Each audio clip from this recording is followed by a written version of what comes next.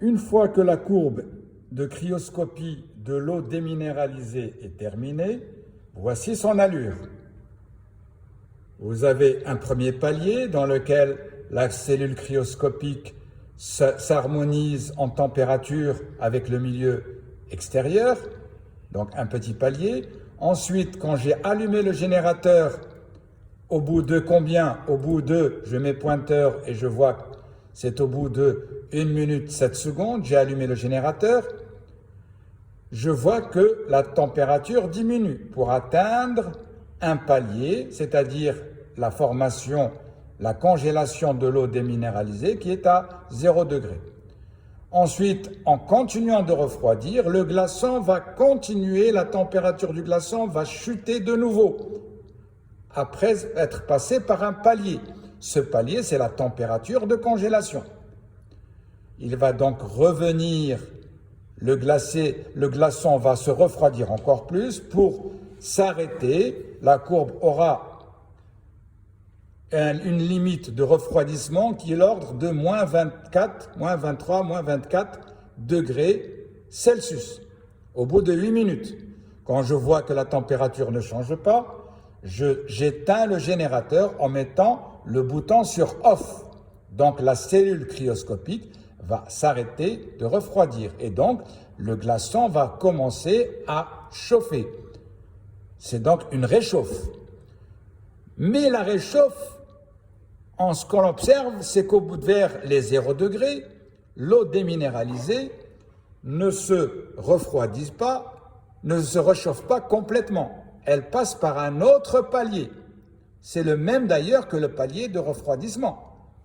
Le même palier, donc l'ébullition, le refroidissement et l'ébullition, la réchauffe, sont des courbes qui sont symétriques, mais antagonistes.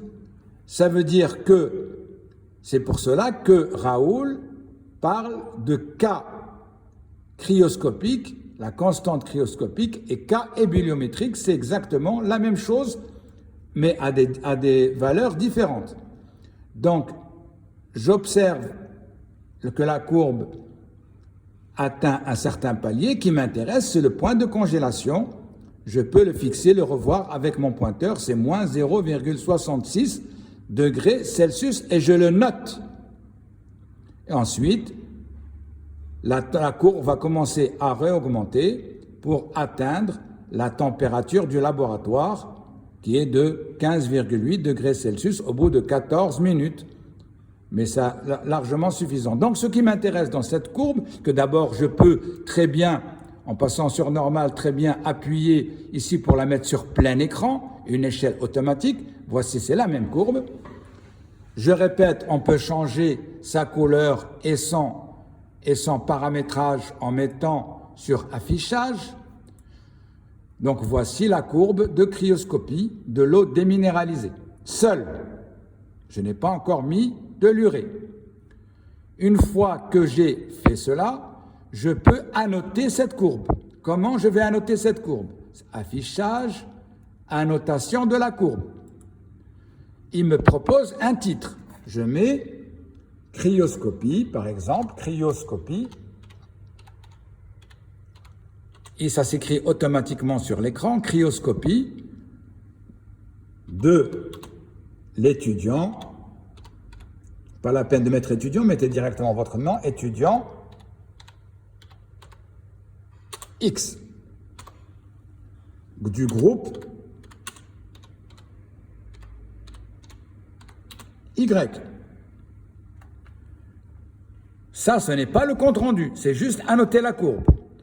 Je vais rajouter par exemple du texte en cliquant ici, texte, je vais mettre ici par exemple départ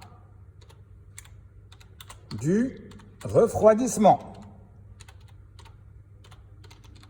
Mais tout cela, vous le faites chez vous, vous ne le faites pas le jour de la manipulation, vous n'aurez pas le temps. Départ du refroidissement. Et je vais insérer ce départ du refroidissement, j'avais démarré le congélateur ici. Donc je vais le mettre ici, départ du refroidissement, il me le marque ici. Ici, je vais marquer Par exemple, je vais marquer point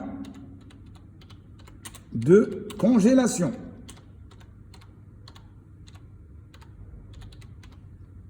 Et je l'insère, insérer. Je vais l'insérer où? Ici, ou là, puisque vous savez que c'est la même chose, ici. Point de congélation. Insérer, ici. Ici, je vais mettre, par exemple, arrêt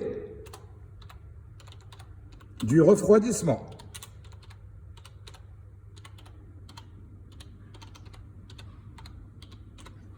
Je vais le mettre, insérer ici, arrêt du refroidissement. Vous voyez qu'on peut annoter cette courbe sans aucun problème.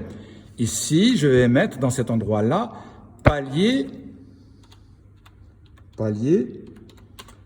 de réchauffe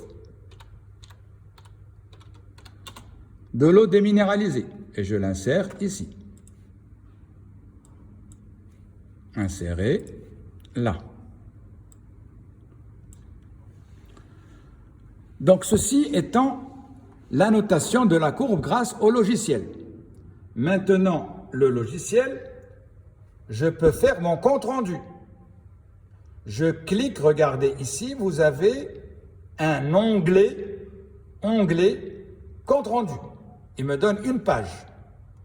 Dans cette page-là, je peux faire, c'est le compte rendu que vous allez envoyer. Je vais mettre, par exemple, ici, avec un stylo. Regardez, un stylo, il y a un stylo ici. Je vais me tracer la zone dans laquelle je vais travailler. Je vais mettre TP cryoscopie, par exemple, cryoscopie.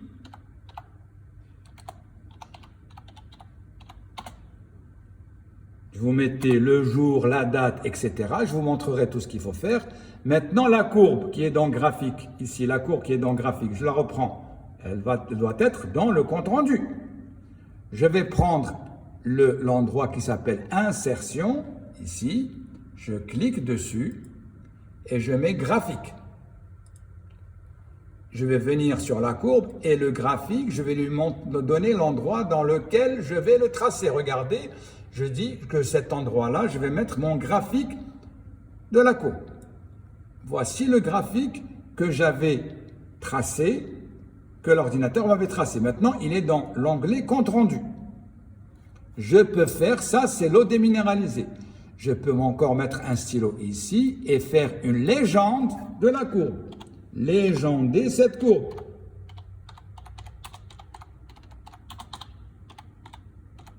Correctement. Etc. La courbe, vous devez vous renseigner donc comment la légender, comment cette courbe-là, quelles sont les différentes phases qui viennent d'être dénommées. Et vous déterminez ici cette courbe. Je n'ai pas encore tracé les courbes de l'urée, etc. Alors maintenant, il faut l'étape très importante, c'est l'étape de sauvegarde. Pour sauvegarder cette courbe, je reviens sur graphique, je mets enregistrer sous, je vérifie que c'est bien le bureau et que ce n'est pas autre chose que le bureau, et au lieu de doclab 1, doclab 1, vous le voyez ici sur la fiche, sur le fichier. Ce fichier-là, ça va être quoi? Ça va être, qu'est-ce que je vous ai dit? Le groupe, par exemple, je vais mettre le groupe 3A. Je ne mets pas groupe, je mets 3A, tiré, mon nom en majuscule, le nom en majuscule, pas le prénom, et le prénom en minuscule.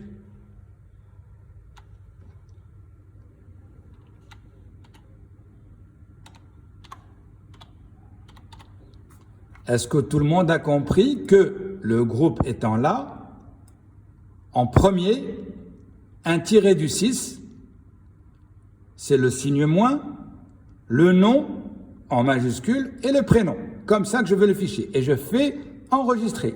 Vous voyez qu'ici, ça va être, le fichier va prendre le nom 3A, nom, prénom. Si je vais sur bureau, je vais diminuer tout ça, je trouve que mon fichier est là. Le voici mon fichier. Il est là.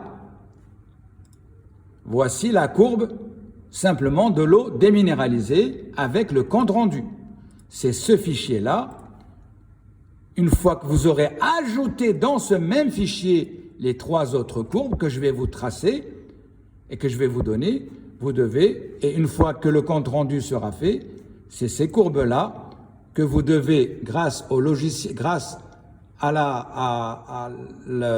au navigateur Internet, Mozilla, Firefox, etc., vous allez déposer ce fichier sur l'espace numéro 1.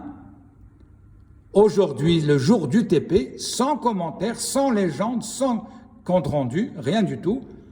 Et vous allez vous envoyer à vous-même dans votre boîte mail, dans votre Gmail, vous allez vous envoyer ce fichier-là. Grâce au logiciel que je vous ai donné, vous pouvez retrouver ce logiciel en l'ouvrant, faire tous les autres commentaires que vous voulez, les 3 autres courbes, sur le même fichier et pas un autre fichier, celui-là, et vous allez me le déposer. Quand est-ce que vous allez déposer ce fichier? Complet, dans l'espace de 15 jours au maximum, 15 jours après le jour du TP. Si vous le déposez 15 jours plus 1 minute, il ne sera pas accepté par le serveur. Je vous rappelle que si vous faites aujourd'hui votre TP, avant 15 jours, vous devez l'avoir déposé sur l'espace numéro 2 de la plateforme. Si l'ordinateur ne vous laissera pas le déposer 15 jours plus 1 minute, et vous allez avoir un 0. Dans une prochaine vidéo, je vous montrerai l'ensemble de ce que j'attends de vous.